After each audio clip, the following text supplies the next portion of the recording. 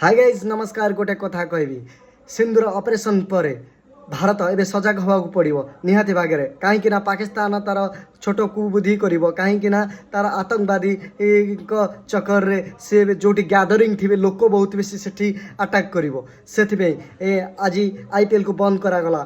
धर्मशाला चली IPL match रे अधारू बंद पड़िया लगी फ्लड लाइट बंद करागला। पंजाब और दिल्ली मध्य चली मैच तुरंत स्टाडियम छाड़ा को दर्शक को कहगला। एबे आईपीएल आज मैच को बंद करा कहीं जिते पाकिस्तान आमर पड़ोसी आम युद्ध चली आम आखपाख सीमांचल रास्ता माने सीमांत थिबा रास्ता को आसिक से अटैक करि पारंती पाखापाखि स्टाडियम रे अटैक करेंगे कहीं जो अधिक लोक थे गैदरिंग से सब आतंकवादी सदा आतंकवादी भाई ही अटैक करेंगे।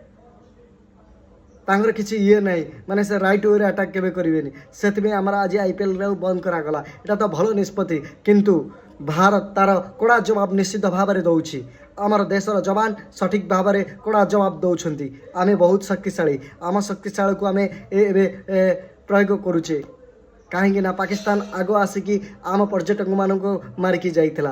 भारत एवं अटैक कला पाकिस्तान उपर अटैक चलती काश्मीर उपर तो से आज संध्या बेले जहाँ करते आपण मैंने न्यूज निश्चित भाव में देखुं। जय जगन्नाथ जय श्रीराम। एवं न्यूज आईपीएल बंद हो जाए आज मैच। जय जगन्नाथ जय श्रीराम। आगू कौन हम जानी हेनी आईपीएल आगू खेल हम नब जदि युद्ध चलला तो आईपीएल बंद हम। जय जगन्नाथ। भारत वर्सेस पाकिस्तान युद्ध आरंभ हो गला। धुआंधार युद्ध चली युद्ध भितर भारत एवं तार धुआंधार इनिंग्स खेलला बेला जमती आईपीएल इनिंग्स खेलला बेला भारत लड़ाई कर चलती एवं ए लड़ाई रे आम देशर जवान मानकर बहुत मजबूत हबार अच्छी एवं जगन्नाथ जगन्नाथ सहायबार अच्छी। धर्मशाला चली आईपीएल मैच अधारू बंद पड़िया लगी फ्लड लाइट बंद करागला।